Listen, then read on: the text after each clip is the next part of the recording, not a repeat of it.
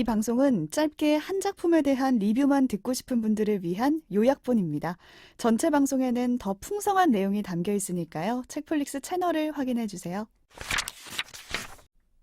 일단은 어제 짧게 소개해드렸으니까 조금만 덧붙이면은 네. 아무튼 메모는 꿈에 대한 이야기이기도 하다 이 얘기는 제가 드렸던 것 같아요. 네. 그래서 일단은 좀 관련된 구절을 인용을 해드릴게요.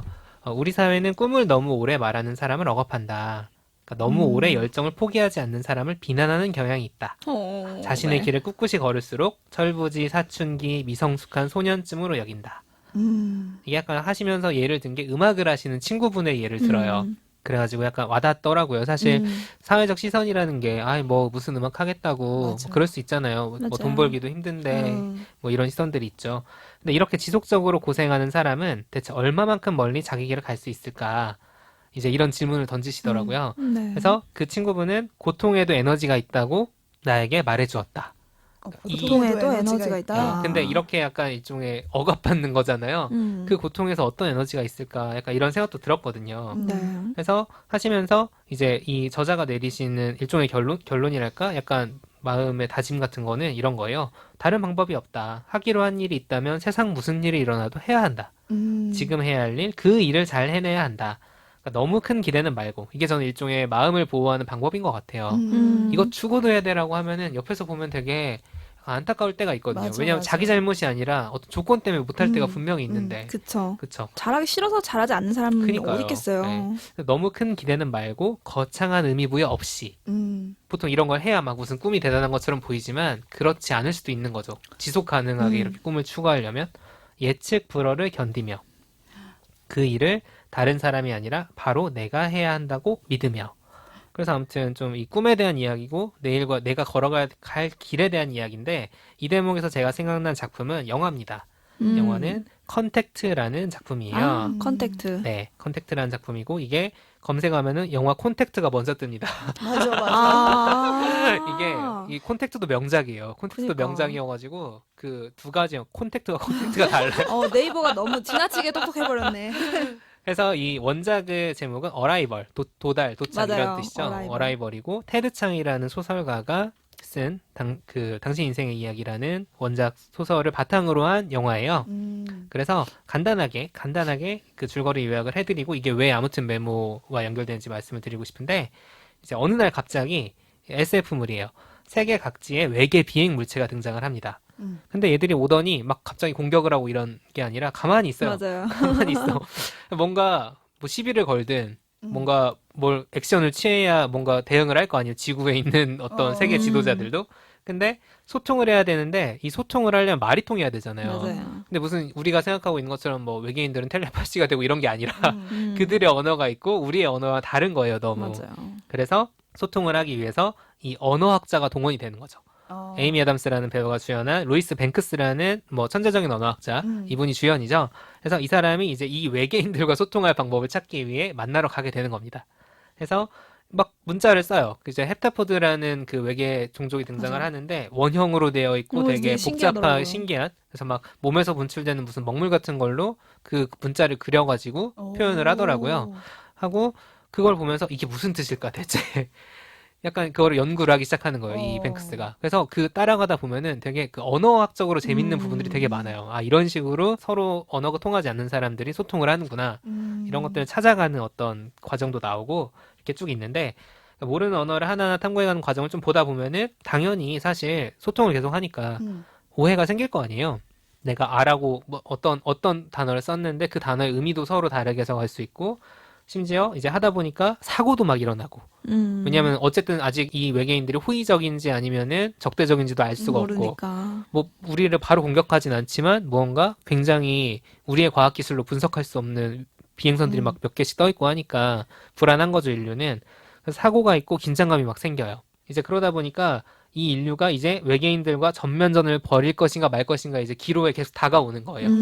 그 리미트가. 군대 막 나오고. 네, 맞아요. 그래서 그 과정에서 어떻게 될 것이냐는 또 이제 스포일러기 때문에 이 영화 근데 되게 문학적으로 되게 재밌어요. 그러니까 서사적으로도 되게 잘 맞춰서 이렇게 실마리를 풀어가는 그게 있는데 그걸 말씀드리면 너무 스포일러니까 넘어가기로 하고 이게 왜 아무튼 메모와 겹치냐. 아무튼 메모는 이제 일종의 불확실성에도 불구하고 내가 이 꿈을 이룰 수 있을지 없을지 그런 것에도 불구하고 뚜벅뚜벅 자기 확신을 가지고 걸어가는 이야기잖아요. 약간 이 루이스 뱅크스라는 컨텍스트에 나오는 언어학자도 마찬가지예요. 그러니까 이 사람도 몰라요. 자기도 듣도 보도 못한 언어를 가지고 그치. 있는 전혀 소통을 맞아요. 할 수 없는 외계인들을 두렵고. 만나는데 이 사람들과 소통할 수 있다는 확신을 가지고 계속 노력을 하는 거예요. 노력을 하고 언어학자의 입장에서 이제 군인들의 입장과 굉장히 다르겠죠. 맞아요. 군인들은 야 말이 안 통하면 그냥 빨리 맞아요. 이럴 바에는 최대한, 선빵이 위험을 줄이는 쪽으로 가자. 선빵 필승이다 맞아. 할 텐데 맞아. 이 사람은 그러지 않은 거죠. 그런 일종의 그 소통할 수 있다라는 그런 확신을 가지고 걸어가는데 근데 결론부는 굉장히 달라요. 그러니까 이 어라이벌 그 컨텍스트가 담고 있는 메시지는 그러니까 정현 PD가 예로 든 어떤 음악을 하시는 분들이라거나 우리가 일상적으로 우리가 그냥 겪는 그런 인생의 이야기들은 불확실하지만 뚜벅뚜벅 걸어가는 거라면 이 어라이벌에서 루이스 뱅크스가 마주하는 상황은 뭔가 확실한 고통과 확실한 슬픔이 예정되어 있는 미래를 알게 돼요. 확실한 그게 고통이 무슨 말이지? 이렇게 말하면 되게 스포가 될 것 복잡하죠. 같은데? 스포가 될 것 같은데. 근데 사실 우리도 그런 경우 있잖아요. 그쵸. 우리가 이걸 선택하면은 뭘 포기하는 거고 어떤 고난이 주어질 어떤 것이고 이런 아쉬움이 있고 것들을 내가 왜 그쵸. 슬플지 네. 이런 거를 알게 알잖아요. 되는데 예를 들어서 내가 또 뭐 하는 선택들. 심야 프로그램을 하게 된다. 그럼 나는 밤에 수면 장애가 생기겠지. 뭐 그런 뭐 얘는 우습게 들었지만 여기서는 되게 구체적인 고통과 슬픔이 예정이 돼 있어요. 근데 그럼에도 불구하고 그 길을 내가 가는 거야. 내가 그 길을 갈 수밖에 없기 때문에. 약간 이런 선택. 이렇게 얘기하면 굉장히 종교적인 되게 느낌도 좀 들지만 보시면은 굉장히 그 인간적인 고뇌와 그 맞아요. 애착의 인물. 감정과 이런 것들을 잘 표현을 하고 있어요. 그래서 확실한 슬픔과 고통을 그 예정된 미래를 껴안고 걸어가는 이야기예요. 어라이벌은. 그래서 난 이걸 할 수밖에 없어 해야 돼. 이런 느낌이죠. 그래서 가을방학 노래도 좀 생각이 나는 게 그 반려견이나 반려묘 키우시는 분들은 아마 좋아하실 텐데 언젠가 너로 인해라는 노래가 있어요. 이 노래가 어떤 노래냐면 가사가 이래요. 그래, 난 너로 인해 많이 울게 될 거라는 걸 알아. 하지만 그것보다 많이 행복할 거라는 걸 알아. 하시면서 이제 반려견이나 반려묘는 보통 저희보다 일찍 그 무지개 다리를 건너죠. 근데 그럼에도 불구하고 그거를 받아들이고 사랑하며 사는 거잖아요. 좀 이런 느낌이 영화에 담겨 있어요. 그래서 이 영화가 생각이 났고 그러니까 세상이 약간 비웃더라도 자기만의 꿈을 가지고 걸어가는 것. 이게 약간 아무튼 메모에서 보여준 미래로 향하는 방식이라면 어떤 슬픔과 고통에도 알매도 불구하고 그걸 껴안고 걸어가는 것. 저는 둘 다 용기라고 보거든요. 둘 다 용기죠. 그래서 뭐 운명이라는 말까지 쓸 수 있을지 모르겠지만 어떤 그런 용기가 필요하다면 혹은 그런 용기를 꿈꿔봤다면 혹은 내가 그런 상황에 처해 있다면 굉장히 마음에 어떤 위로를 줄 수도 있는 그런 작품이어서 제가 이걸 꼽아봤습니다. 둘 다 용기가 필요하다는 말이 되게 와닿는 것 같아요. 내가 이 일을 해야만 한다라는 그 믿음을 갖는 것도 용기고, 맞아요. 이걸 나밖에 할 수 없을 거야라고 그 길을 가는 것도 용기고, 여러모로 여러 가지 생각이 네. 드네요. 이게 약간 아무래도 저희도 이제 사실 회사에 다닌 지 오래되지 않았고 요즘 청년 세대 같은 경우에는 일종의 그런 불안이 더 크죠. 이 길을 내가 맞아요. 계속 가는 계속 것이 갈 수 맞느냐. 있을까. 불확실하다라는 거 그게 크지만 양쪽 다 저는 되게 서로 다른 결의 이야기를 하고 있지만 둘 다 되게 위로가 됐던 것 같아요. 네. 뭐 두 분 혹시 보셨나요?